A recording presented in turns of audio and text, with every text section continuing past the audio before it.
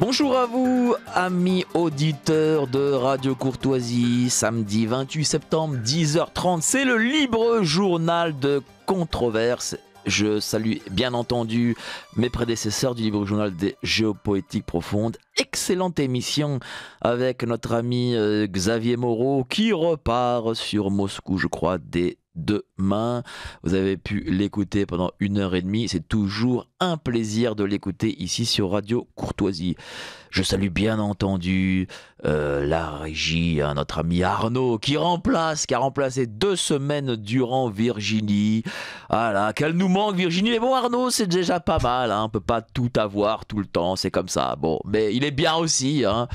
Je salue bien entendu Patrice. Il est au standard et il prendra vos questions et commentaires. J'attends nombre de questions et de commentaires parce que le sujet est dans la vraie controverse. Là, vraiment, voilà, on va parler de corrida et je sais que parmi vous, il y a des amateurs de corrida. Alors moi, personnellement, je n'en ai jamais vu. Je ne sais pas ce que ça vaut, mais donc je sais que voilà, certains apprécient la corrida ici parmi vous. Alors j'ai invité un avocat, maître Christophe Gérard, qui justement milite contre cette corrida et j'aimerais justement avoir vos avis. N'hésitez pas donc du coup à nous écrire, à poser vos questions. Il est là pour vous répondre. Bonjour, cher maître Christophe Gérard. Vous êtes avocat spécialisé dans la maltraitance animale. Tout à fait, tout à fait. Voilà. Depuis une dizaine d'années, je travaille effectivement sur ce Rapprochez-vous sujet. du micro, je me rapproche du micro. Cher Christophe. J'avais peur du micro. N'ayez pas peur. Voilà, il est là pour vous. C'est votre ami le micro. Bon, eh bien écoutez, alors je le prends comme un allié. Parfait. Voilà. Donc dites-moi, pourquoi la maltraitance animale alors que aujourd'hui les avocats veulent être fiscalistes, droit des affaires, etc. Enfin, vous voyez. Alors, très brièvement, j'ai pratiqué pendant 20 ans la transmission d'entreprise. Ah, bah quand même. Voilà, quand même. Et puis, à un moment, je me suis dit, il faut quand même que je me décide à faire quelque chose de ma vie, après ces 20 années passées. Et voilà, il fallait que je trouve une cause. J'ai toujours été entouré d'animaux, j'ai toujours vécu au milieu d'animaux, et ça s'est un petit peu imposé.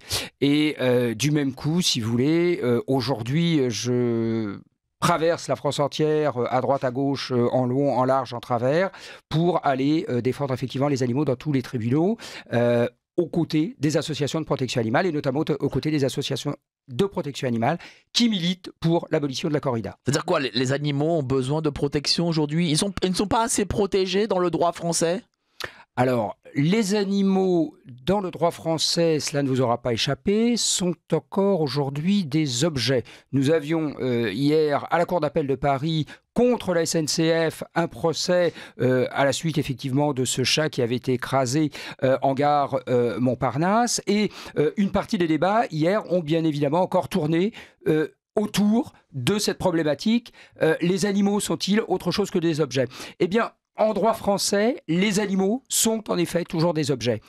Et toute la construction, tout le droit français est organisé autour d'une idée qui consiste à ne surtout pas vouloir donner aux animaux de droits et ne pas vouloir considérer que les animaux sont en effet êtres vivants. Et donc c'est la raison pour laquelle on en est toujours aujourd'hui, en 2024, bloqué avec une idée de l'animal-objet. Alors effectivement, on a eu, le code civil a évolué, l'animal, être doué de sensibilité, mais dans la réalité, rien n'a changé. Donc on en est toujours au même point. En 2024, je pense que ce qui caractérise le mieux la situation des animaux dans notre société, ça peut se résumer par une société arriérée. Nous sommes totalement arriérés par rapport, effectivement, à la place des animaux dans notre société. Il ne s'agit pas du tout de dire que les animaux sont l'équivalent des êtres humains ou ceci, cela. Il n'y a pas de comparaison à faire. Il y a simplement à se dire qu'à un moment, il faut quand même qu'on réfléchisse un petit peu. Ce sont des êtres vivants. On ne peut pas constamment les mépriser. Alors, qu'est-ce qui changerait pour la justice, je parle, et pour le législateur, que des animaux ne soient plus objets, mais êtres vivants?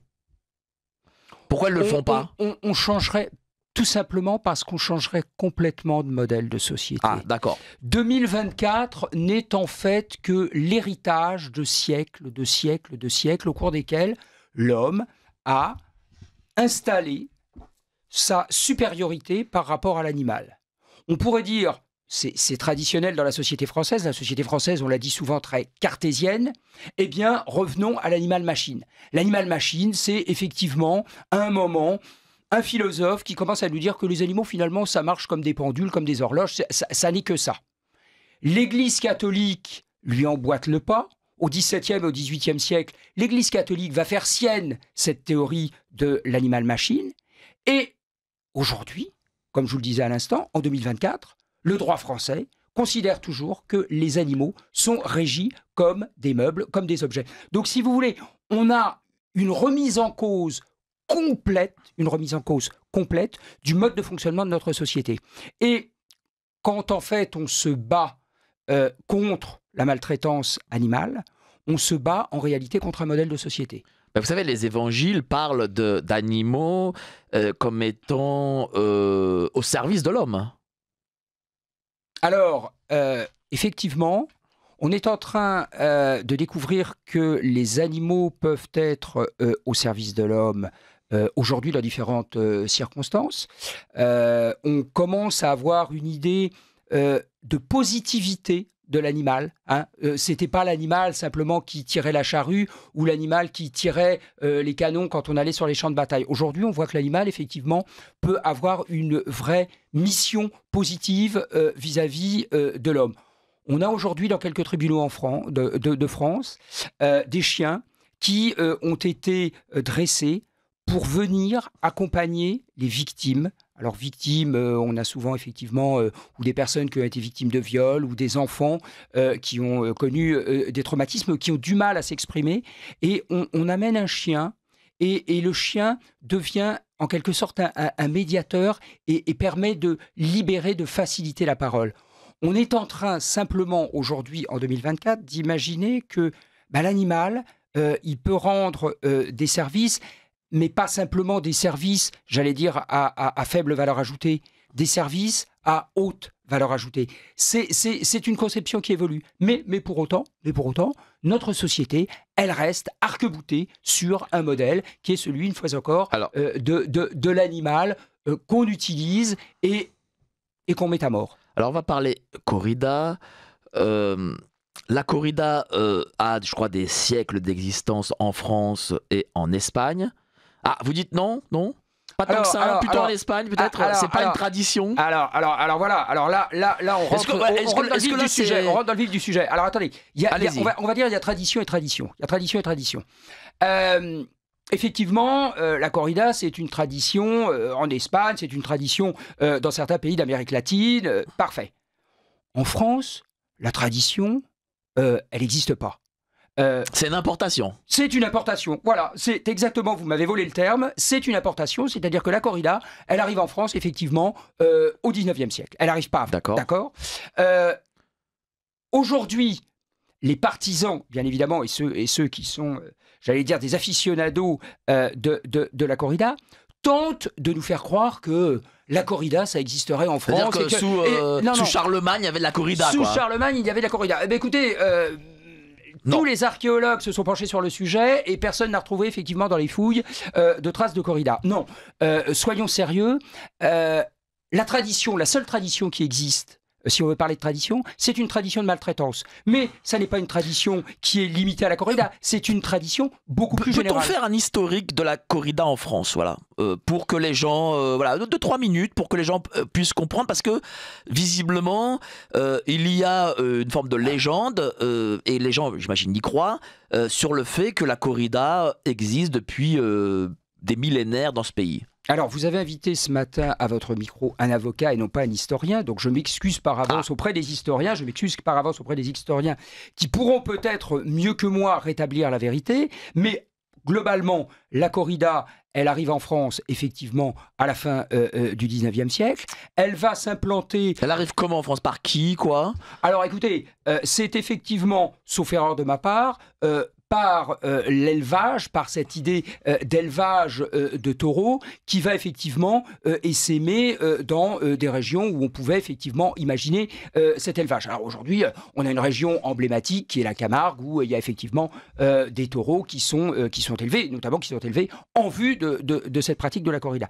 Et donc, si vous voulez, ça va essaimer dans le sud-ouest de la France, dans des régions qui sont en effet plutôt assez proches de l'Espagne, qui présentent effectivement des traditions parfois culturelles, proches également des traditions culturelles espagnoles. Et c'est comme ça, progressivement, que la corrida va s'imposer et que la corrida va devenir... ce qu'on appelle dans le droit français, c'est une tradition locale ininterrompue. Oui, enfin une tradition qui remonte au 19e siècle, grosso modo. Donc c'est pas une réelle tradition. Ça n'est pas une réelle tradition au sens où effectivement, sous Louis XIV ou sous Napoléon Ier, on ne connaissait pas la tradition de la corrida en France. Ça n'existait pas. Voilà. Et les arènes de Nîmes n'ont pas été construites pour y pratiquer de la corrida. Alors là non plus, je ne suis pas architecte, mais sauf erreur de ma part, si je me souviens bien, les arènes de Nîmes sont un tout petit peu antérieures, si vous me permettez, à l'arrivée de la 2000 ans presque. Oui, un petit... Enfin, voilà, un chouïa. Chouïa. C'est juste, effectivement, un lieu qui a été finalement réutilisé, entre guillemets, pour la corrida aujourd'hui. Voilà, ça n'est que ça. Non, mais il faut le préciser, parce que, je vais vous dire, pourquoi je précise tout ça.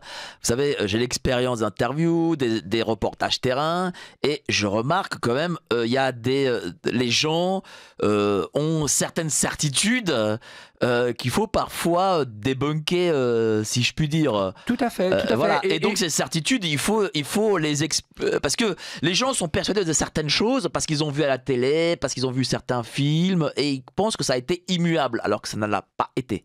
La tauromachie est très forte en cela qu'elle s'est construite une véritable légende. Elle sait, si vous voulez, parer des plumes du paon.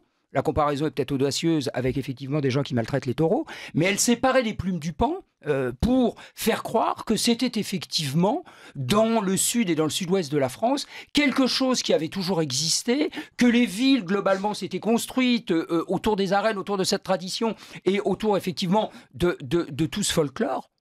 Il n'en est absolument rien. Alors aujourd'hui, que les villes du sud, du sud-ouest de la France soient attachées effectivement, pour des raisons bassement économiques, soient attachées effectivement à cette tradition, on le comprend bien, mais ça ne va pas au-delà. Sauf que, on a construit une bonne, vieille légende qui nous fait croire que la corrida, ça a toujours eu lieu dans ces régions-là.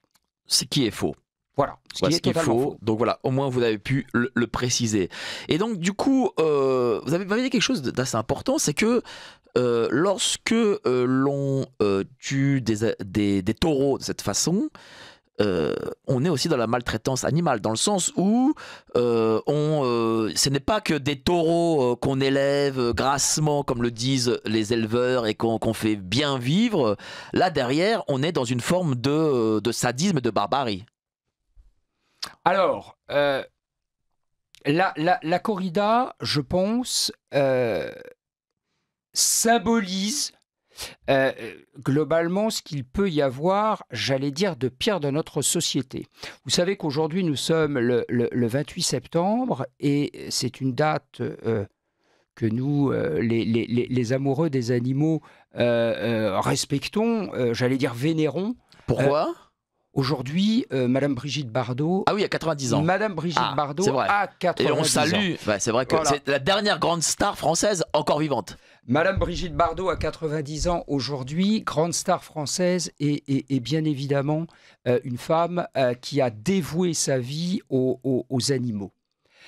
Brigitte Bardot, dans une interview qu'elle avait donnée à un de vos confrères en 2022, a dit que la corrida était le symbole d'un pays malade.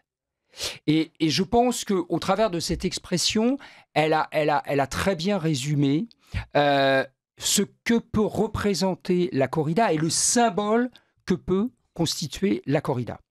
La corrida, c'est avant tout un composé de maltraitance, de perversion, de sadisme, vous avez un petit peu toutes ces composantes qui s'ajoutent les unes aux autres pour créer apparemment un spectacle. Alors on nous dit même, les partisans de la corrida nous disent même qu'on serait dans le domaine de la culture. Bah, pourquoi pas, hein, voilà. Et pourquoi pas effectivement culture interplanétaire pendant qu'on y est. Enfin je ne sais pas. Bref, on nous parle même de culture. Non. On a effectivement, au travers de cette pratique, toutes ces composantes qui sont effectivement réunies. La corrida, elle bénéficie d'un espèce de régime d'exception, c'est l'article 520-1 du Code pénal, qui nous dit que, globalement, les sévices graves à l'encontre des animaux sont punis. Exception faite, c'est 2 lignes dans un article du Code pénal, exception faite, effectivement, des courses de taureaux. Alors, peut-être le législateur a-t-il été un petit peu gêné aux entournures pour dire la corrida. Donc, très curieusement, dans le Code pénal, ce qui est autorisé, finalement, course de taureau, ça ne veut rien dire, alors même que le Code pénal se doit d'être j'allais dire, une référence précise. Là, on a au contraire une espèce d'imprécision, et on nous dit que les courses de taureaux, dès lors qu'elles sont pratiquées dans le cadre d'une tradition locale ininterrompue, elles sont autorisées. Bref, pour revenir effectivement à votre question, la corrida concentre effectivement tous ces éléments de maltraitance. Et le pire, bien évidemment, c'est quand le taureau arrive dans l'arène, puisque quand le taureau arrive dans l'arène, de toute façon, vous l'avez bien compris, l'arène s'est fermée, il n'a strictement aucune chance, et l'homme va, pendant de très longues minutes, se mettre en scène la mise à mort d'un animal. Alors, je voudrais d'abord parler de cet alinéa que vous avez évoqué. Comment se fait-il que cet alinéa existe? Est-ce que c'est parce que derrière, il y a des lobbies puissants pro-corrida? Alors ça, c'est vous qui le dites. Hein. Je pose la question. Ça, c'est vous qui le dites. Parce qu'une fois encore, hein, vous n'avez qu'un avocat en face de vous. Hein. Moi, je ne suis pas enquêteur. Je n'ai pas mené l'enquête. Alors oui, non, bien évidemment. Pour arriver à introduire une telle exception dans un article du Code pénal qui est la référence en matière effectivement de répression des actes qui ne sont pas admis dans une société, bien évidemment, derrière, il faut qu'il y ait des lobbies très puissants, très forts, qui, derrière, en effet, soutiennent cette pratique. Mais ça n'est pas que la corrida. Ça n'est pas que la corrida. C'est ce que je vous disais tout à l'heure hors antenne. La corrida, finalement, ça reste, ou ça n'est plus qu'un phénomène assez marginal. Elle est cantonnée à quelques départements dans le sud et dans le sud-ouest de la France. Si demain, on revenait sur effectivement cette pratique, et si Aymeric Caron a indiqué qu'il allait redéposer une proposition de loi visant à l'abolition de la corrida, si la corrida était abolie. Comme je vous le disais tout à l'heure, c'est tout un système sur lequel la société française est bâtie qui vacillerait. Autrement dit, la corrida est un symbole. C'est le symbole effectivement d'une société qui admet la maltraitance et la cruauté envers les animaux. Si demain la corrida est abolie, c'est toute une société qui a été organisée, qui a été construite avec ce précepte, à savoir que l'on peut tuer des animaux, c'est toute une société dont le système va être remis en cause. Mais pourquoi ça vacillerait? Regardez, j'imagine que des gens dans les arènes de Nîmes qui possèdent des chiens, des chats et qui aiment leurs chiens et leurs chats, hein, qui ne maltraitent pas leurs chiens et leurs chats, regarde ces corridas. Et quel serait du coup le lien entre le fait de tuer un taureau et par exemple de maltraiter son chien ou son chat? Parce que vous dites que tout vacillerait en fait. Alors tout vacillerait parce que, comme je vous le disais à l'instant, on aboutirait à ce que la société reconnaisse qu'elle a des pratiques, la société dans son ensemble, qu'elle a des pratiques effectivement de cruauté ou de maltraitance. Comme vous le disiez tout à l'heure, Madame X ou Monsieur Y vont assister à une corrida, ils ont un petit chien, ils ont un petit chat, et je ne doute pas un instant que le petit chien ou le petit chat soit bien traité. J'ai pas de problème là-dessus. La maltraitance, on la regarde très souvent, ça arrange bien évidemment un certain nombre de personnes. La maltraitance, on la regarde très souvent comme un phénomène isolé. Autrement dit, c'est Monsieur X qui a maltraité son chien, Madame Y qui a maltraité son chat.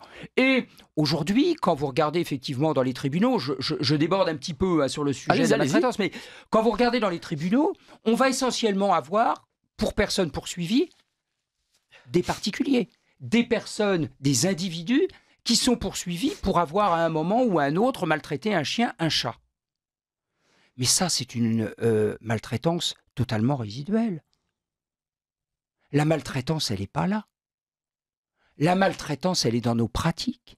Elle est dans les pratiques d'élevage, elle est dans les pratiques des abattoirs, elle est dans les pratiques des laboratoires qui utilisent des animaux pour faire de l'expérimentation. Elle est là, la vraie maltraitance. Et ce n'est pas une maltraitance qui porte sur, anecdotiquement, un chien ou un chat. Je ne suis pas en train de vous dire qu'on peut, en effet, à la marge, maltraiter un chien ou un chat. Je suis simplement en train de vous dire que ce que l'on met avant tout en avant, c'est cette maltraitance de Monsieur X ou de Monsieur Y à l'égard de son chien ou de son chat. Ça permet effectivement de faire oublier une maltraitance générale, organisée, qui est le mode de fonctionnement d'un certain nombre de filières françaises. Il ne faut pas se le cacher. Et vous pensez que la fin de la corrida mettra fin justement à toutes ces filières ?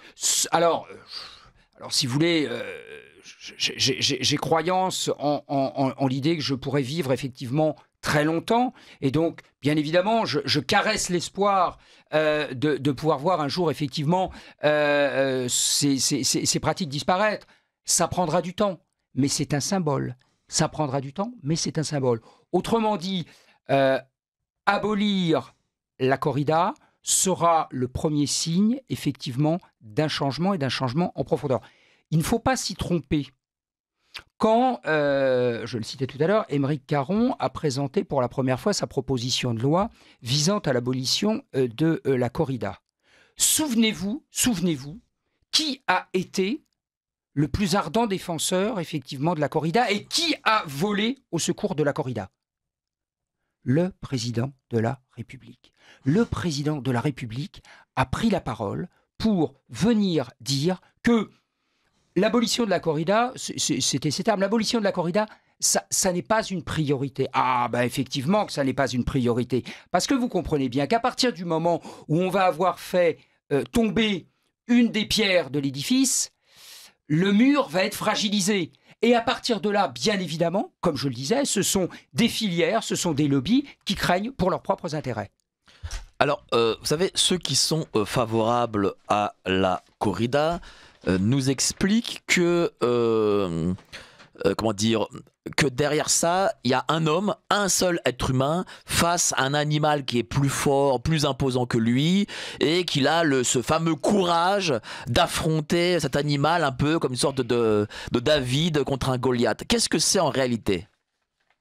Est-ce que derrière ça, est-ce que par exemple, parce qu'on voit ce torero avec sa cape rouge, est-ce que lorsque le taureau rentre dans une arène, il est à égalité face au torero, ou déjà en amont, on a fait de telle sorte pour que ce taureau ne soit justement pas à 100% de ses capacités, si je puis dire ? Je me permets juste, avant de répondre à votre question, je me permets juste effectivement de souligner un point, parce que je l'ai appris très récemment. Vous savez qu'il y a une femme, son prénom m'échappe, son nom Vicence. Il y a une femme qui effectivement pratique la tauromachie, et elle pratique la tauromachie à cheval, voilà, aussi bien en France qu'en Espagne.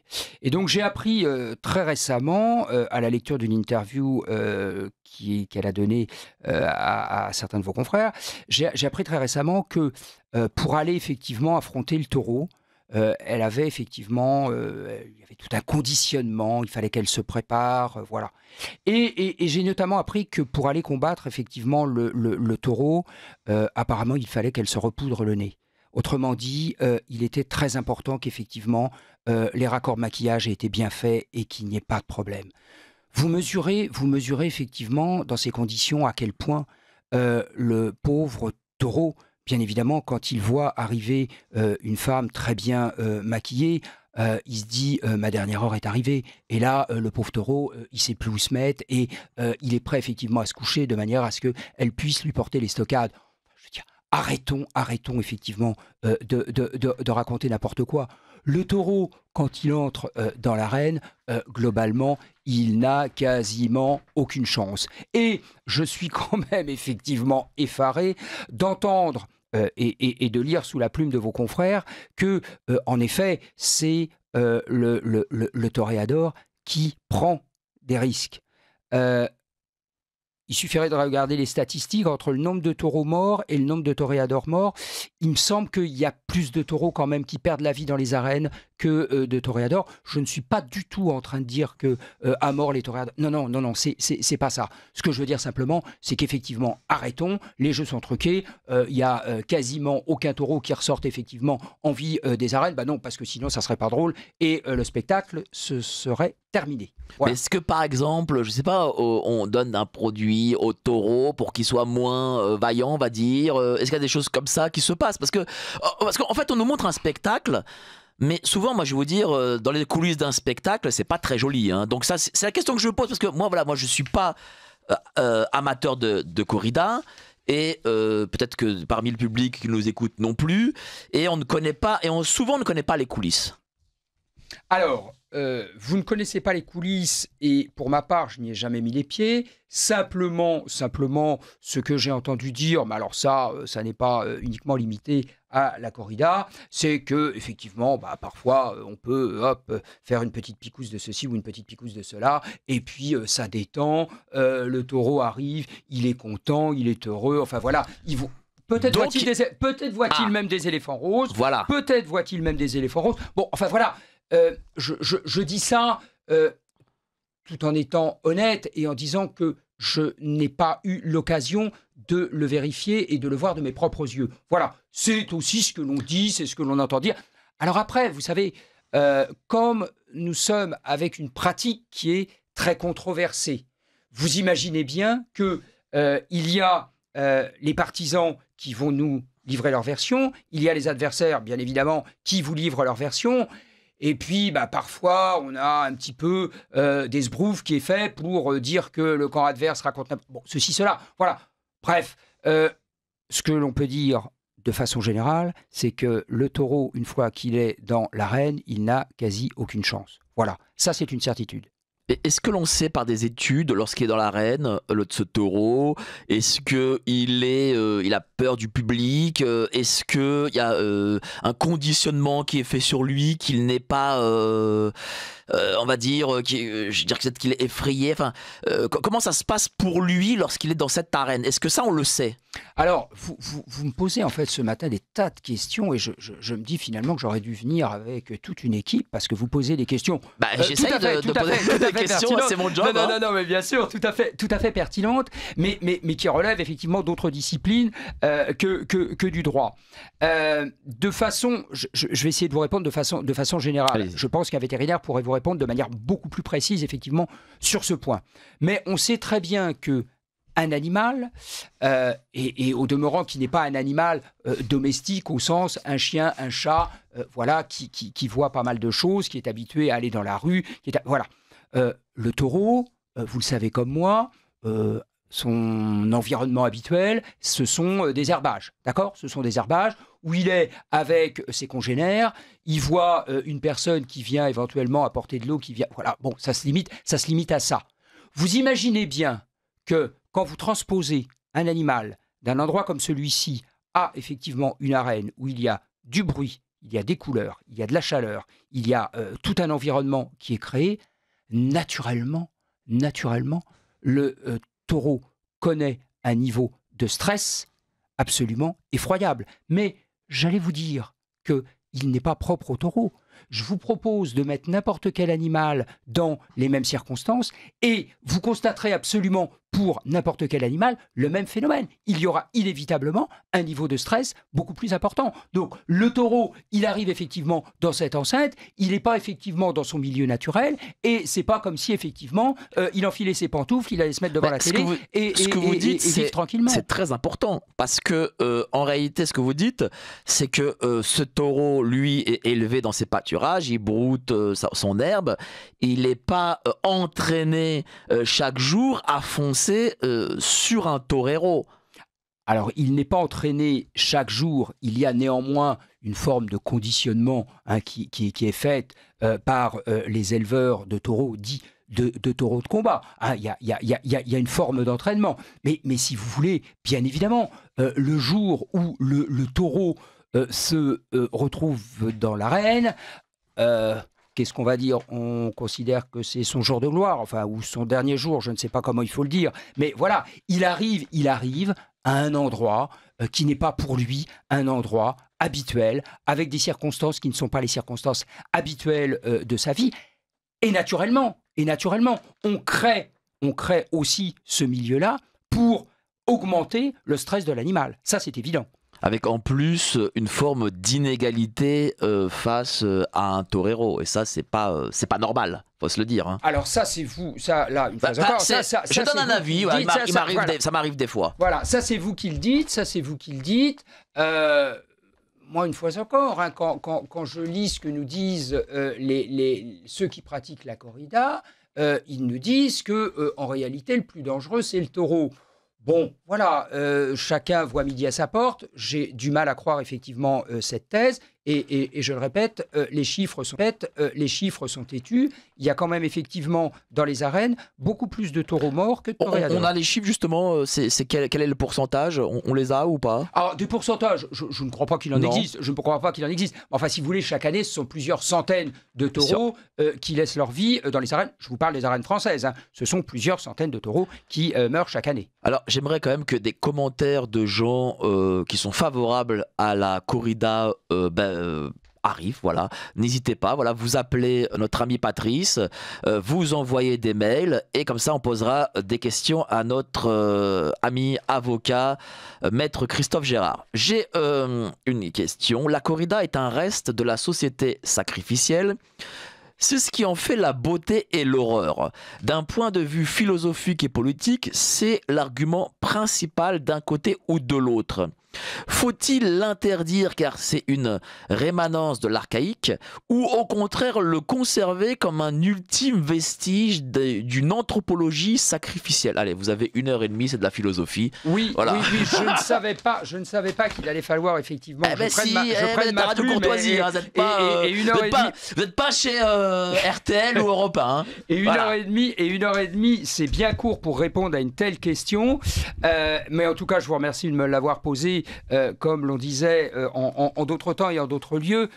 Alors, je retiens un ou deux termes qui ont été employés par votre auditeur et un vestige. Oui, enfin, c'est un vestige, mais ça n'est pas un vestige. Je le rappelais tout à l'heure, la corrida, c'est le 19e siècle. C'est pas un vestige, effectivement, en soi. C'est un vestige d'une société qui avait considéré qu'effectivement, on pouvait, en toutes circonstances, mettre à mort des animaux. Je vous le rappelle très brièvement, je n'y étais pas, ne m'en veuillez pas, c'était pourtant un procès, donc j'aurais dû m'y intéresser, j'aurais dû connaître effectivement tous les tenants et les aboutissants de l'opération. Mais on a jugé à Rouen une coche, donc une femelle porc, on l'a jugée effectivement devant un tribunal avec des juges, on a prononcé une condamnation et on l'a exécutée. Alors, ne croyez pas que ça soit fait effectivement dans n'importe quel pays totalement arriéré. Non, ça s'est fait en France, à la fin du Moyen-Âge. Donc, voilà comment l'on se comportait.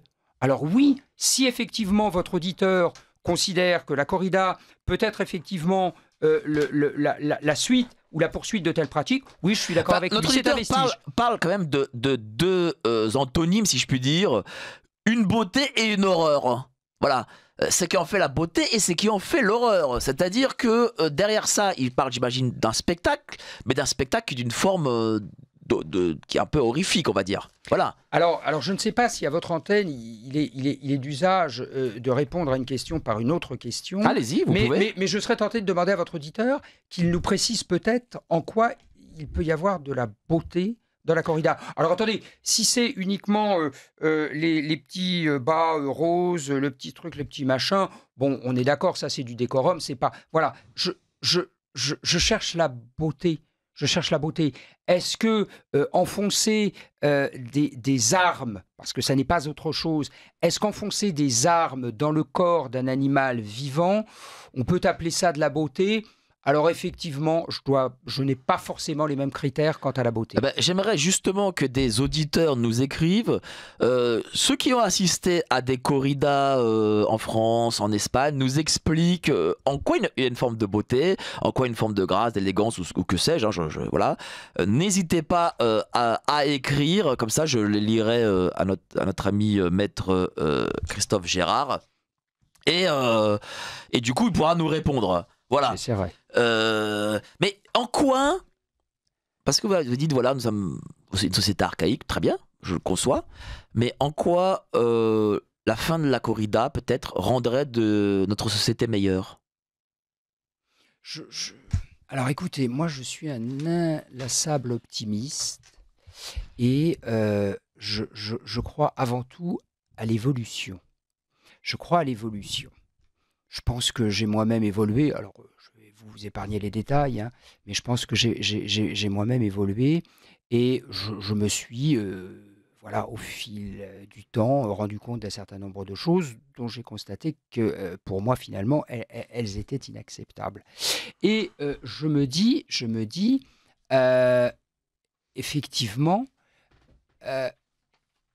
si la corrida était abolie, cela serait la marque d'une société qui accepterait enfin de ne plus mépriser un autre être vivant, l'animal est un être vivant jusqu'à preuve du contraire, qui commencerait effectivement à le respecter. Et donc, à partir de là, je crois qu'on enclencherait quelque chose de nouveau pour se dire, voilà, dans notre société, les hommes, les animaux, les végétaux, hein, je vais vous faire ça peut-être à la hache, mais voilà, globalement, 3 grandes composantes. Ces composantes, elles ont besoin les unes des autres, elles participent de ce qu'on appelle la biodiversité, voilà, c'est un ensemble, et il n'y a pas une des composantes qui peut effectivement librement massacrer les autres à sa guise, et en plus, avec effectivement comme effet que ça lui revienne dans la gueule. Parce que, voilà, à force de massacrer les animaux et à force de massacrer les végétaux, l'homme est en train effectivement de couper la branche sur laquelle il est assis. Mais bref, ça c'est un débat beaucoup plus large. On a aujourd'hui besoin de reconsidérer complètement notre relation au vivant, qu'il soit animal ou végétal. Alors, j'ai un commentaire d'auditeur. Je suis un fervent défenseur de la cause animale, mais je pense que la corrida ne serait en fait qu'une méthode d'abattage d'une viande sauvage afin qu'elle puisse être consommée. Comme le gibier dans la chasse à courre, il faut que l'animal soit épuisé. Qu'est-ce que vous pensez de ce commentaire ? Alors, votre auditeur a totalement raison sur, en réalité, la finalité. Mais il a raison sur la finalité de pratique. La corrida, il évoque également la chasse à courre. Oui, ce sont les finalités de ces deux pratiques. Alors ça, je ne vais surtout pas dire le contraire. Mais ce que je vais vous dire, c'est que moi, je ne suis pas d'accord avec ces finalités. Pourquoi vous n'êtes pas d'accord ? Dites-moi, expliquez-nous en quoi notre auditeur aurait tort. Eh bien, écoutez, cher Mike, est-ce que voilà, vous êtes rentré hier soir chez vous, vous aviez une petite faim, bon, voilà, c'est le normal, vous êtes homme, et d'un seul coup, vous vous êtes dit, parce que effectivement, vous mangez peut-être de la viande, vous vous êtes dit, tiens, j'ai envie d'un morceau de viande, voilà. Et alors là, qu'est-ce que vous avez fait ? Vous avez pris votre arc, vos flèches, ou je ne sais pas, votre fusil, Et puis, vous êtes parti dans je ne sais quelle forêt de l'approche banlieue parisienne, et vous êtes mis à... Non, attendez, on n'en est plus là. On n'en est plus là.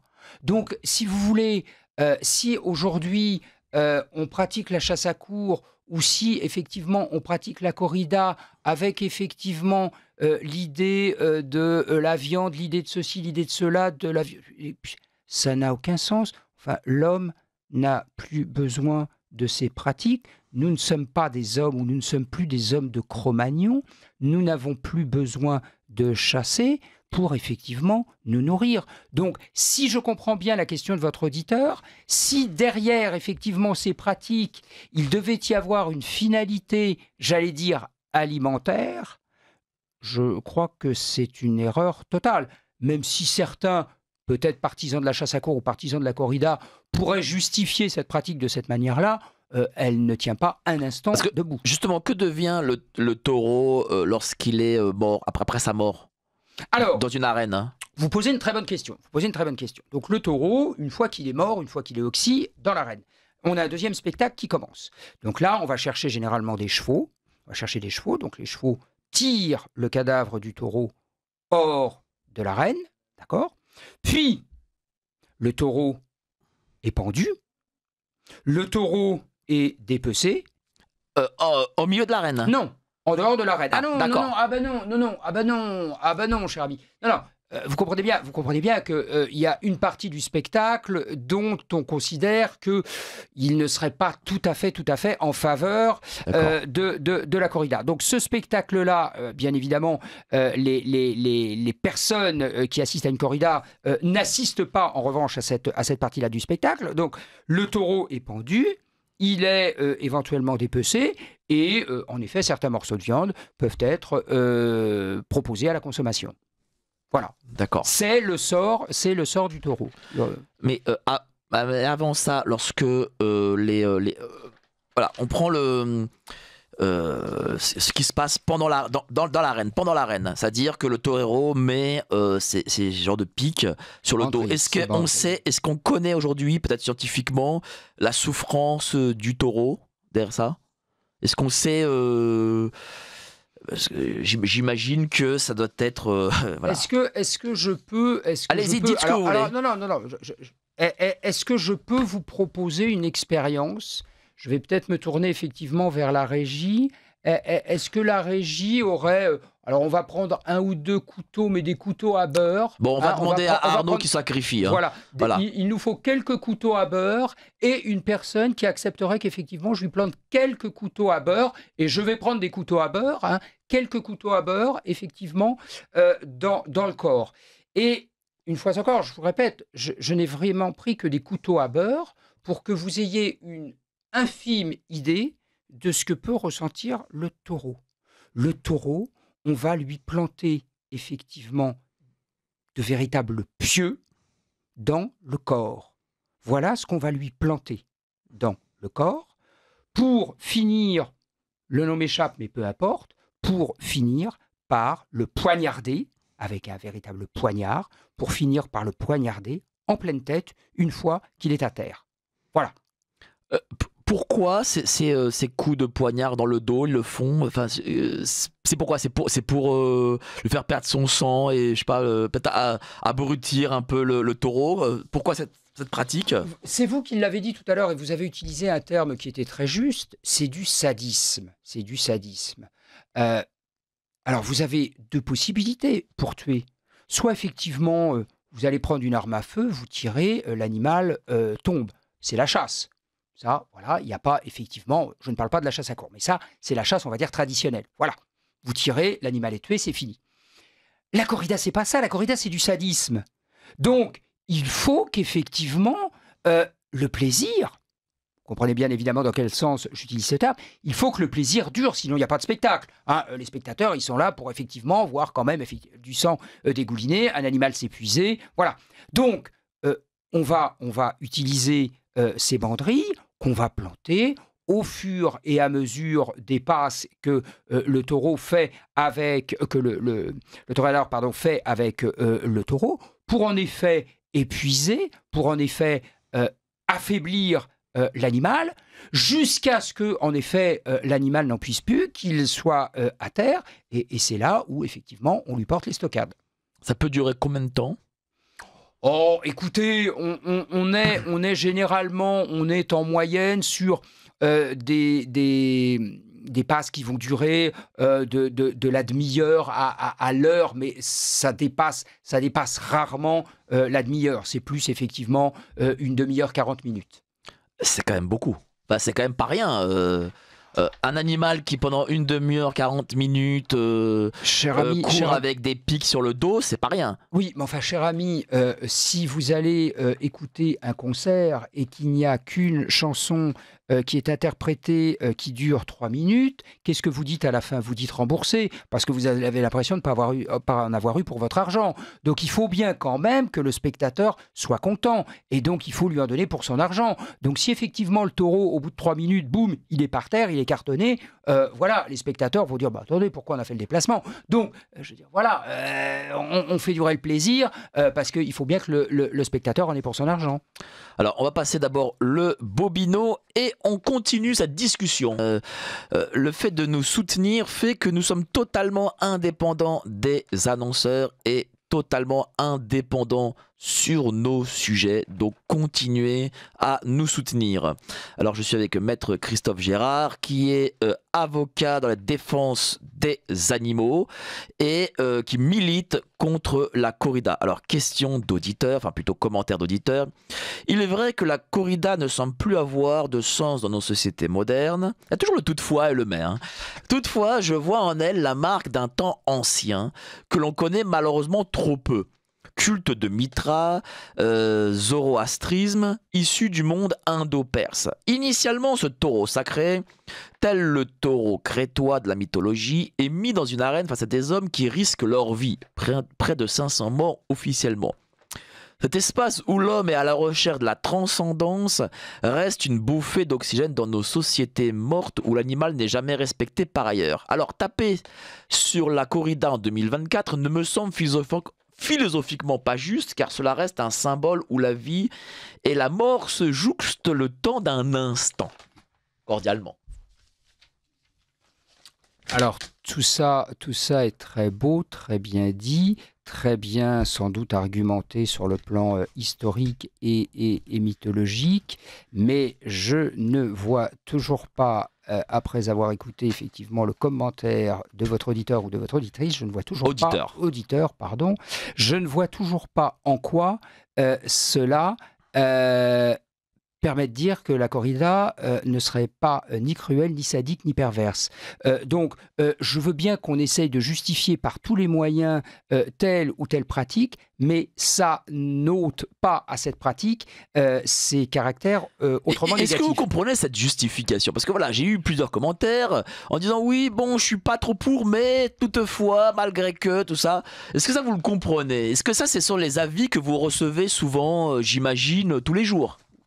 Vous savez, on peut dans notre société, et je crois que c'est une pratique très fréquente dans notre société, on a telle ou telle habitude, telle ou telle coutume, tel ou tel usage, et derrière on se dit qu'il faut essayer de lui trouver un enrobage pour le rendre finalement admissible aujourd'hui encore. Alors, moi, je veux bien qu'on donne effectivement un enrobage historique, un enrobage mythologique, un enrobage, j'allais dire scientifique, au moins un enrobage religieux à ces pratiques. Ça ne change fondamentalement en rien le caractère cruel de cette pratique. Si effectivement le fait que l'on fasse référence, par exemple, à la mythologie, permettait qu'on décide que les corridas ne se terminent plus par la mise à mort des taureaux, ben écoutez, j'applaudirais des deux mains, mais la démonstration n'est pas faite, et en tout cas votre auditeur ne nous fait pas la démonstration, que parce que mythologie, parce que histoire, parce que ceci, parce que cela, cela va changer le caractère éminemment cruel de la corrida. Donc à partir de là, tous les enrobages sont permis, ça ne change rien.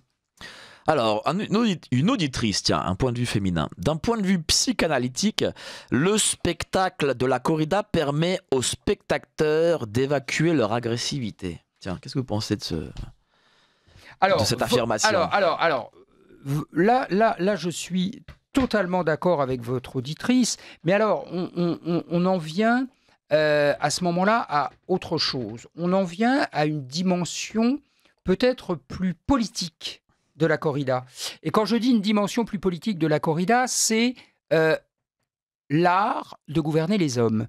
Et dans l'art de gouverner les hommes, il y a cette jolie maxime qui prévoyait que pour les hommes, panem et circenses, c'était largement suffisant. Du pain, des jeux. Alors effectivement, la corrida, quelque part, participe effectivement aussi d'une façon de gouverner un pays où effectivement, moyennant la mort de quelques taureaux, on va permettre à des gens de passer un bon moment. Ils évacueront peut-être, comme le dit votre auditrice, ils évacueront peut-être un petit peu effectivement de leur agressivité, et puis finalement, ça ira bien comme ça, et ils éviteront de passer à l'acte une fois qu'ils seront sortis de des arènes. C'est fort possible. Il est fort possible effectivement que derrière cette pratique, on ait aussi des calculs qui soient en l'occurrence des calculs très politiques, qui nous disent, bon, tant qu'ils vont buter des taureaux, pendant ce temps-là, ils butent pas effectivement leurs voisins ou quelqu'un d'autre dans la rue. C'est très possible. Alors, l'évolutionnisme est un concept philosophique irrationnel qui procède par saut d'une espèce à l'autre. Ainsi, nous déciderions tous du singe. Une mariole mondialiste amène. Est-ce que, voilà, tiens, j'imagine, je comprends ce que dit cette dame. Est-ce que le fait de... déjà, qu'est-ce que vous en pensez, tiens, de ça? Alors, excusez-moi, nous sommes un samedi matin et là, je n'ai peut-être pas très bien compris ce que voulait dire votre auditrice. Donc, n'hésitez pas à me reposer la question. J'imagine que cette dame veut nous expliquer, voilà, que on a des organismes supranationaux qui veulent empêcher toute forme de tradition, mais bon, de toute façon, ça vous l'avez expliqué, forme de tradition se faire. Mais bon, ça vous l'avez expliqué tout à l'heure. Alors, il faut écouter la chanson de Cabrel. Elle est très triste et décrit bien le ressenti du taureau. Tiens, vous la connaissez la chanson de Cabrel? Je me rappelle plus des paroles. Alors, je la connais. Si en plus vous me demandez de chanter un samedi matin, alors là... Non, mais c'est pour dire... alors qu'il fait très beau à l'heure actuelle. C'est pour parler du ressenti du taureau. Je ne sais plus ce que dit la chanson de Cabrel sur le ressenti du taureau. Bon, je crois qu'elle a des paroles très justes, en effet. Et effectivement, c'était un moment très bien senti. Là, les commentaires affluent. Là, je pense que c'est énorme. Allez, merci. Bon, je vais tous les citer, comme ça au moins vous avez la parole du peuple. Le peuple parle à travers ses commentaires. La corrida est une tradition et comme l'écrivait Dominique Vénère, la tradition est ce qui ne passe pas. Faut-il être comme la Macronie et avant elle les bolcheviks, du passé faisons table rase, détruire, éradiquer les traditions? Et que penser du culte du taureau dans la religion de Mitra? Et que dire du combat de Héraclès et du taureau? Les taureaux de corrida sont des taureaux de combat et s'affrontent entre eux dans les pâturages, contrairement aux autres races de taureaux. La mise à mort des animaux est un geste ancestral. Lire la Bible, la mythologie et dans la même logique les sacrifices humains, car l'homme est aussi un animal et aujourd'hui un vulgaire animal qui détruit ce qui est humain en lui et devient peu à peu inhumain. Alors, je vous dirais qu'il y a plein de bonnes choses dans ce que dit votre auditeur ou dans ce qu'écrit votre auditeur. Dans le micro. Il y a plein de bonnes choses, pardon. Il y a plein de bonnes choses. Après, je ne suis pas persuadé que l'enchaînement soit totalement logique, mais ce que je voudrais vous dire, c'est qu'effectivement, Dieu merci, on a toujours évolué et il me semble très certainement que dans vos studios, il doit y avoir un endroit où nous pouvons nous isoler et éventuellement aller faire ce que la nature exige. À Versailles, au temps de Louis XIV, sauf erreur de ma part, on faisait ça plus ou moins derrière les rideaux ou derrière les tentures. C'est quand même bien qu'on ait évolué, parce qu'il paraît qu'à Versailles, ça sentait vraiment pas bon. Je n'y étais pas. Ah. Mais où... Ah là là là. Là, ils sont pas contents. Là j'ai une auditrice qui est pas contente. D'ailleurs, elle est pas contente souvent quand je parle de la Bulgarie, que je salue d'ailleurs. Mais où a-t-on déniché cet invité avocat, Partir de la corrida pour arriver à l'industrie alimentaire et finir au maquillage de la torera. Il y en a marre des extrémistes végans à la Emery Caron. Mike est tombé bien bas cette fois-ci. Bah, je suis tombé bas, mais ça m'arrive aussi. Hein. Voilà, mais dites-moi, est-ce que derrière ça, il n'y a pas ce combat sur le véganisme ? Alors, écoutez, je ne suis absolument pas un militant du véganisme. Mon régime alimentaire ne regarde que moi et je ne fais pas de prosélytisme. Moi, mon seul sujet, c'est effectivement de défendre les animaux. Voilà. Donc, ce que je sais et ce que je veux dire très respectueusement à votre auditeur ou à votre auditrice, ce que je veux lui dire, c'est qu'effectivement, ma pratique, malheureusement, me permet aujourd'hui d'affirmer, une fois encore, comme je le disais il y a peu de temps, que la maltraitance, ça n'est pas un problème individuel, mais c'est un problème collectif. Après, on a le droit de fermer les yeux et on a le droit de ne pas vouloir le voir, mais c'est la réalité.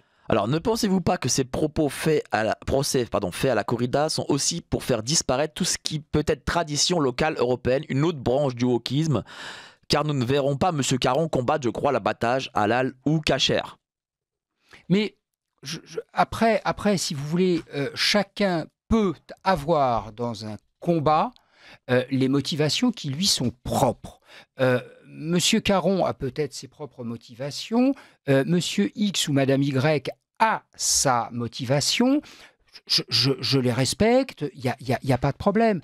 Moi, aujourd'hui, si je combats la corrida, c'est tout simplement parce que je considère que nous devons respecter les animaux. C'est tout. Après, chacun peut, comme il le veut, justifier son soutien ou au contraire le fait qu'il veuille l'abolition de la corrida avec ses arguments. Moi, en tout cas, voilà, je vous dis que c'est uniquement dans l'intérêt de l'animal. Je trouve la corrida ignoble, mais certaines méthodes d'élevage sont aussi très contestables. Ça, c'est vrai. Pour le coup, merci beaucoup. Voilà, nous avons fait le tour de la question. L'émission en cours sur la corrida, on parle du stress du taureau dans l'arène et de sa mort violente, mais dans certains abattoirs, c'est encore pire et cela concerne des milliers d'animaux par jour. Connaissez-vous L214 ? Tiens, un petit mot sur L214 peut-être ? Je crois qu'L214 a une grande vertu dans notre société, c'est la vertu d'être un véritable lanceur d'alerte sur un monde totalement opaque, qui est celui effectivement de l'abattage des animaux. Si les abattoirs étaient des maisons de verre, ça se saurait, et si on n'avait pas besoin de cacher ce qui s'y passe, on ne refuserait pas, et les professionnels de l'abattage ne refuseraient pas mordicus qu'on mette des caméras pour s'assurer effectivement que tout se passe bien. Voilà. Alors, je lis tout parce que je pense qu'il faut être transparent sur ces sujets. Si un sujet doit être mis sur la table, si un militant d'un sujet doit faire avancer des choses, il faut aussi qu'il ait droit à toutes les questions, même les plus désagréables. Sujet de ce jour, sujet de bobos gâtés qui ne savent même pas où ils se trouvent, surtout sur le fond de tout ce qui se passe actuellement dans notre société et les problèmes auxquels la majorité des gens sont confrontés pour survivre. Et justement, est-ce que la corrida, je vais vous le dire, je vais mettre les pieds dans le plat, c'est pas un sujet de classe, quoi, de bourgeois? Alors, la corrida, un sujet de bourgeois. Je vais juste vous dire un instant, faire une parenthèse sur ma pratique. Quand je me retrouve dans un tribunal, n'importe lequel, dans une province française, et que j'ai face à moi des ados qui se sont mis en scène en maltraitant notamment des chatons, en l'occurrence, je vous parle de choses vécues. Moi, j'ai tout simplement l'impression que ces ados se disent « Et pourquoi moi aussi, j'aurais pas droit à mon quart d'heure de gloire ?» Et donc, ce que je veux dire par là, c'est que la corrida, c'est l'autorisation de donner la mort en public et qui est, en l'occurrence, conférée à telle ou telle personne. Eh bien, moi, pourquoi, effectivement, je ne me mettrais pas en scène sur les réseaux sociaux aussi en train, effectivement, de tuer un chat ou un chien ? Voilà.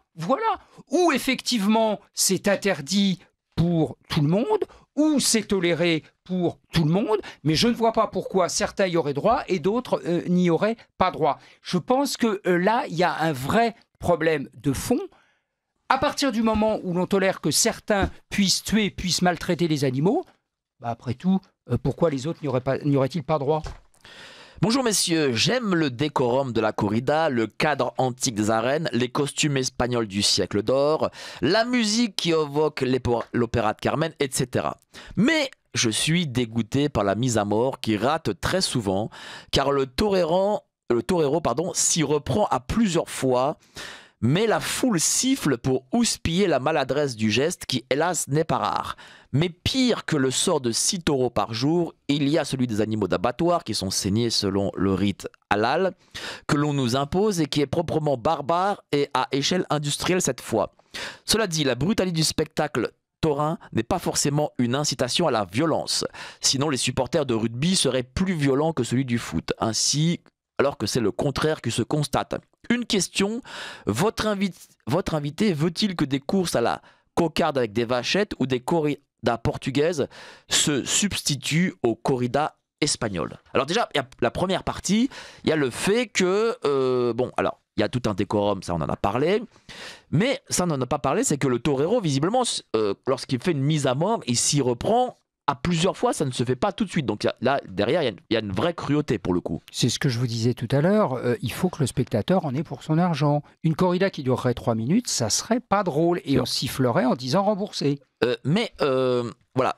La question, c'est est-ce que vous préférez des courses à la cocarde avec des vachettes ou des corridas portugaises se substituant aux corridas espagnoles? Parce que j'imagine que, vous savez comment c'est en France, on interdit quelque chose, on doit le remplacer par autre chose. On est d'accord, et ce fameux panem et circenses voilà. à la vie dure. Alors moi je vais vous dire très simplement, moi j'aime bien aller voir des vaches, des taureaux, des bovins dans les herbages. Voilà moi ce que je veux vous dire. Après, tout le reste et le fait effectivement d'utiliser des animaux pour se distraire, c'est pas ma grande tasse de thé.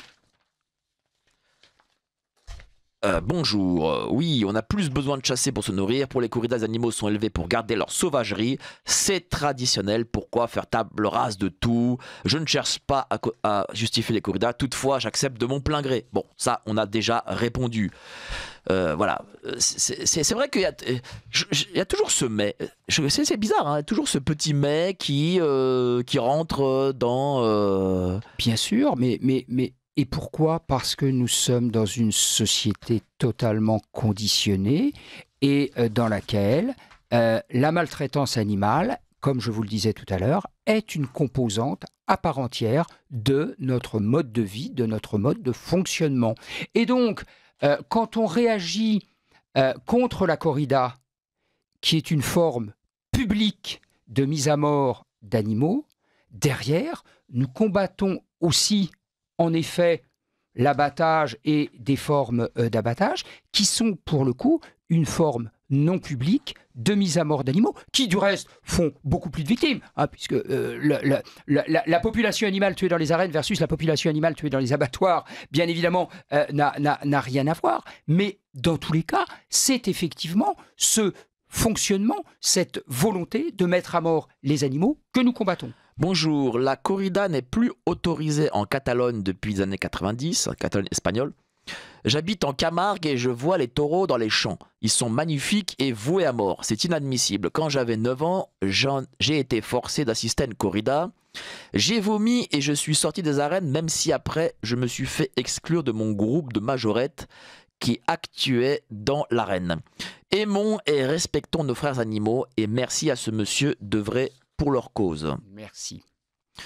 Oui, il y a une beauté cruelle et tragique de la corrida avec un équilibre entre une mise en scène rigoureuse et l'inattendu.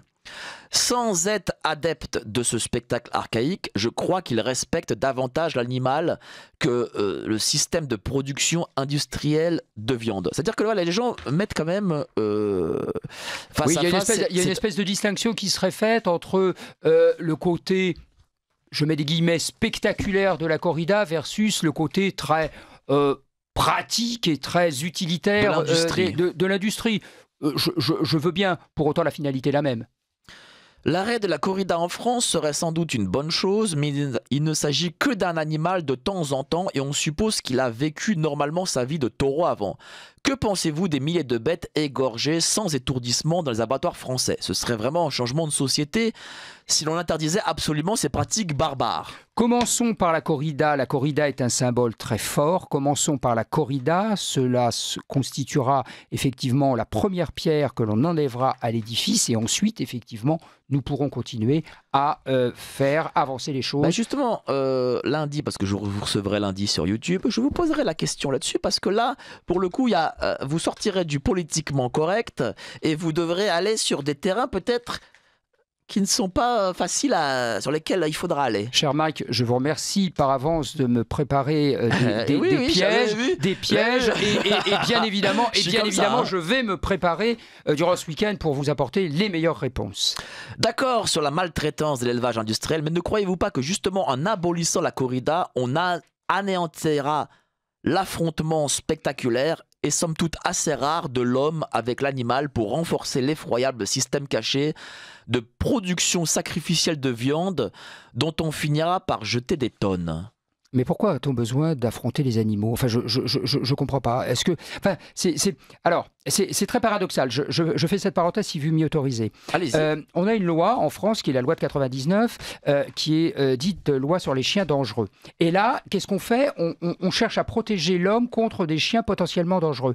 Et là, votre auditeur nous dit que d'un côté. Il ne le dit pas, moi je le dis, il faudrait protéger l'homme contre l'animal dans un combat, et de l'autre côté, on dit, ah ben oui, mais non, mais il faudrait quand même que l'homme puisse aller combattre l'animal, parce qu'il y a la beauté du geste, le truc, le machin. Enfin, je veux dire, on ne peut pas dire tout et n'importe quoi. Cessons d'opposer l'homme et l'animal, et cessons de surcroît d'opposer l'homme et l'animal dans un combat dans lequel l'animal n'a rien demandé. Vous comprenez que les gens aient l'air d'être attachés à la corrida? Moi, je vous l'ai dit tout à l'heure, moi je suis pour l'évolution. Personnellement, si ça ne tenait qu'à moi, et en faisant attention, pas forcément avec une embouchure et un mort, je continuerai à monter à cheval et j'irai tous les matins à mon bureau à cheval. On est obligé d'évoluer. Je pense que tout le monde est d'accord. Alors, l'évolution n'a pas que du bon, mais l'évolution, lorsqu'elle évite effectivement de sacrifier notamment des animaux, je pense qu'elle est plutôt positive. Quoique, venir à cheval à Radio Courtoisie, ce serait un pied énorme. Hein. Ah, j'aurais adoré le faire. Hein. Vraiment, j'essaierai pour lundi. Avec quelqu'un, parce que je n'ai jamais monté à cheval. Hein, donc, ouais. Alors bonjour, au lendemain des obsèques de Philippines, entendre cet avocat nous parler d'interdire la corrida me paraît dérisoire pour ne pas dire déplacé. Si cette personne cherche un sens à sa vie, ne devrait-il pas s'occuper des barbares qui relâchent et défendent des prédateurs dans la société pour maltraiter les jeunes filles sans défense dans les rues? J'ai vu de belles corridas et de mauvaises corridas. Mais dans les deux cas, le torero est face au taureau et risque sa vie. Ce n'est pas le cas des autres barbares qui restent cachés derrière leur bureau. D'autre part, est-ce que votre invité traite le cas d'abattage halal ou kasher, donc sans étourdissement? Je voudrais tout d'abord dire à votre auditeur ou à votre auditrice que le mélange des sujets me paraît absolument inadmissible. J'ai entendu parler du cas de cette jeune fille. Ne mélangeons pas tout. Il y a des sujets graves et on est en train de parler de deux sujets différents. Non pas que la corrida ne soit pas un sujet grave, mais je crois qu'il n'y a aucun parallèle et il n'y a aucune comparaison à faire entre ces situations. Voilà. Et ça, moi, je me refuse à faire des amalgames ou à essayer de faire effectivement de la confusion des genres entre le respect qui est dû aux hommes, le respect qui est dû aux animaux. Là-dessus, je n'irai pas sur ce terrain. Après, pour répondre à la deuxième partie de cette question, si j'ai bien compris, doit-on combattre des formes d'abattage, kasher, halal ou autre? Oui. On en parlera lundi, ce sera le deuxième épisode. Comme ça, moi, les auditeurs de Courtoisie viendront sur Géopolitique Profonde pour en parler. Alors, l'ange de lumière, qui est le matador, l'ange de lumière, qui est le matador, terrasse la bête comme Saint-Michel terrasse le dragon. L'abolition de la corrida serait sacrifiée au mondialisme qui cherche à faire disparaître les identités et les traditions. Ça a la peau dure, hein. Alors, effectivement, Saint-Georges terrassant le dragon, je suis d'accord avec votre auditeur. J'aimerais juste qu'il nous rappelle effectivement quand les faits se sont produits, parce que je n'ai plus la date en tête et il me semble que ça soit un petit peu ancien. Évolution. Je suis pour la défense de la cause animale. Malheureusement, votre invité se permet des jugements péremptoires alors qu'il ne connaît rien à la corrida. On le voit immédiatement son ignorance du vocabulaire de base. Il ne connaît même pas la durée d'un combat. Comme il y a 6 mises à mort par corrida, son calcul exigerait des spectateurs de rester assis sur des gradins pendant 5 heures. Bon.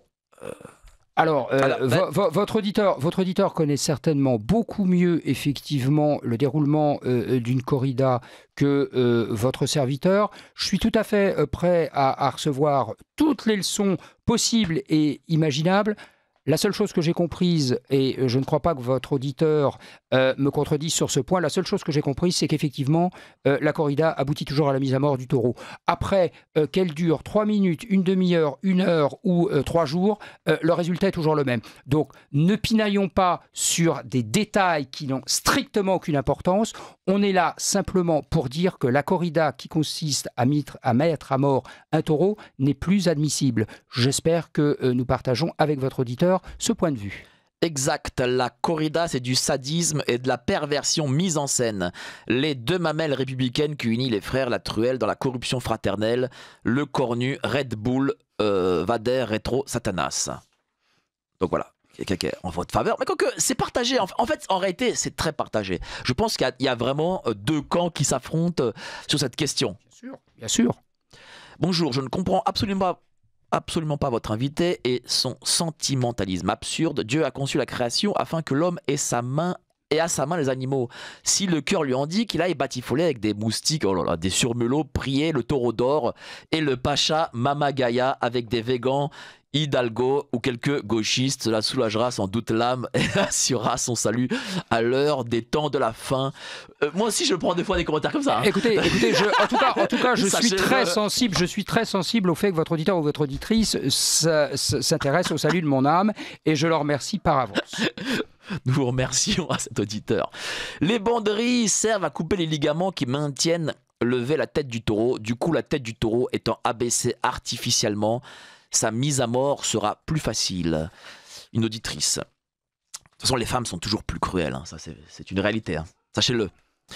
Il y a des combats plus urgents à mener. Les individus sous OQTF trucident allègrement nos jeunes filles dans des conditions ignobles. On en a parlé.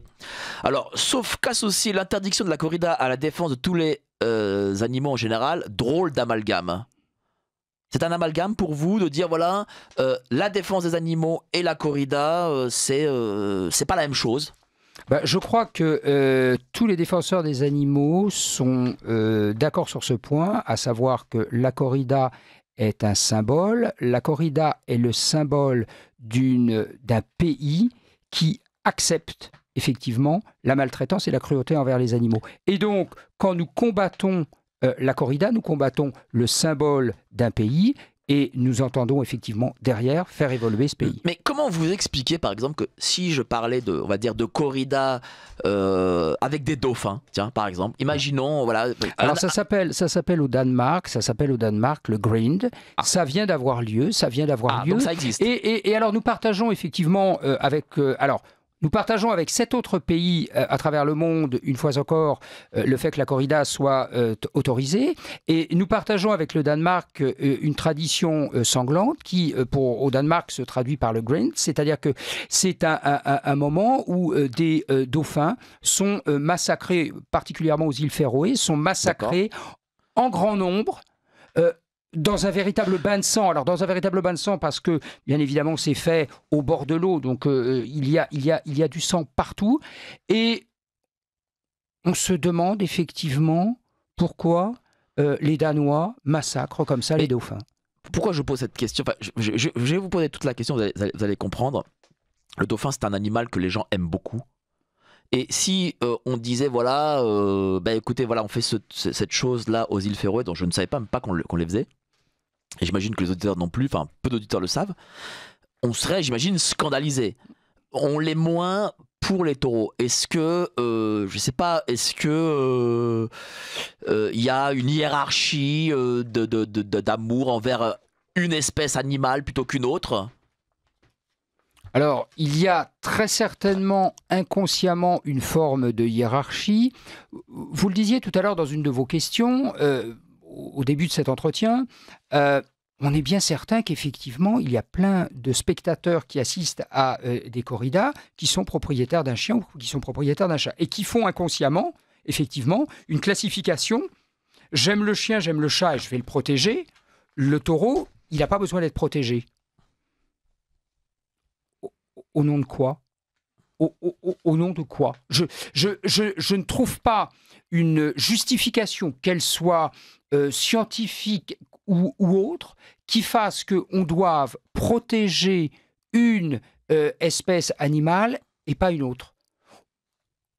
Inversement, je ne comprends pas pourquoi, effectivement, telle espèce animale ne doit pas être mise à mort alors que telle autre espèce animale devrait être mise à mort. Là, je ne comprends pas et je n'ai jamais trouvé de réponse. L'intervenant aurait pu prendre d'autres exemples que celui de Louis XIV faisant ses besoins derrière un rideau dans le château de Versailles. Ce n'est pas du tout ce qui se passait. Cela discrédite un peu son raisonnement. Bon. Alors, je suis tout à fait d'accord. Je suis tout à fait d'accord avec votre auditeur. J'ai simplement pris cet exemple de manière à bien faire comprendre aussi le caractère un petit peu ridicule. Je ne pense pas que votre auditeur était à Versailles au siècle de Louis XIV. Je n'y étais pas non plus. Donc, nous sommes là-dessus sur un pied d'égalité. Une de mes amies faisait partie de l'association L214 qui ne s'attaquait qu'à l'abattage non rituel et pas à l'abattage rituel. Elle a quitté cette association. En France, l'abattage rituel est toléré contrairement à la plupart des autres pays européens. C'est vrai ça, sur l'association L214 ? Alors, attendez, d'une part, je ne suis pas l'avocat d'L214. Non, bien sûr, mais je pose une question comme ça. Non, mais bien sûr. Et d'autre part, je n'ai pas non plus été missionné pour faire un procès à L214. Bref, L214 s'attaque à l'élevage de façon générale. Est-ce qu'ils travaillent plus sur un sujet ou plus sur un autre ? Ça, il faudrait mieux le leur demander à eux. Ce que je sais, c'est qu'effectivement, voilà. On essaiera d'inviter un membre de cette association. Oui, c'est vrai, la corrida n'est pas très jolie, c'est du sadisme. Mais pourquoi ne pourrait-on pas opposer l'homme et l'animal alors que l'on oppose l'homme à l'homme ? MMA, boxe, lutte, et même parfois la femme, boxe aux Jeux Olympiques. Ouais. J'imagine de quoi on veut parler. Il y a même des hommes qui se battent avec des chiens dans les caves. L'homme voudra toujours se montrer à lui-même qu'il est un homme. Alors, je pense que... Est-ce que pour vous, tiens, un combat de boxe entre hommes, c'est la même chose que un combat... pas un combat, mais une corrida. Alors, c'est une question, très honnêtement, que je ne me suis jamais posée. La seule réponse que je pourrais faire, c'est que les deux hommes qui vont combattre sur un ring, je crois, ils viennent de leur plein gré. Je ne crois pas qu'on ait jamais demandé son avis à un taureau avant de le foutre dans une arène. Mais détrompez-moi s'il y a effectivement une autre réponse et si effectivement on fait signer un consentement aux taureaux avant de les envoyer à la mort. Ça, c'est peut-être possible. Alors, quand votre invité dit qu'il faut commencer par supprimer la corrida et le mode d'abattage sera susceptible d'être amélioré, mais je doute fort qu'en Angleterre, où les corridas sont absentes, le mode d'abattage soit plus soucieux du bien-être animal, surtout autour de Birmingham et autres zones de Londres. Je dirais plutôt l'inverse. Interdisons plutôt le mode d'abattage, comme c'est déjà le cas en Belgique. Je crois que là, au moins, il y aura une cohérence. Enfin, les deux ne sont pas antinomiques, de toute façon. Les deux ne sont absolument pas antinomiques et je retiens tout à fait l'observation de votre auditeur. Effectivement, combattre la corrida, c'est combattre un symbole, mais nous combattons aussi effectivement l'abattage. La Belgique, puisque votre auditeur prend cet exemple et puisque j'ai la chance de travailler également dans ce pays, la Belgique est beaucoup plus en avance que la France, effectivement, sur toutes ces questions de protection animale et notamment par rapport, effectivement, à l'abattage. je pense qu'il est aussi temps dans notre pays que nous nous regardions un petit peu dans le miroir et que nous commencions effectivement à avoir cette réflexion.